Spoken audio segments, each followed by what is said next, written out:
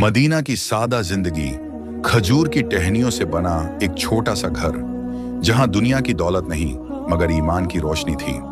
हजरत अली रजी अल्लाहु अन्हा दिन भर मेहनत करते, कभी कुएं से पानी खींचते, कभी मजदूरी कर कुछ खजूर लाते, और फातिमा रजी अल्लाहु अन्हा अपने हाथों से चक्की चलाती।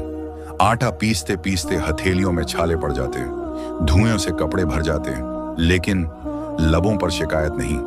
एक बार उनके बेटे हजरत हसन रजी अल्लाहु अन्हु और हजरत हुसैन रजी अल्लाहु अन्हु बीमार पड़े। माँ का दिल तड़प उठा। उन्होंने और हजरत अली रजी अल्लाहु अन्हु ने नजर मानी, अगर अल्लाह हमारे बच्चों को शिफा दे दे तो हम 3 दिन रोजा रखेंगे। अल्लाह ने बच्चों को शिफा अता फरमाई। अब वादा निभाने का वक्त था।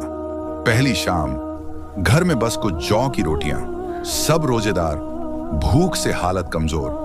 जैसे ही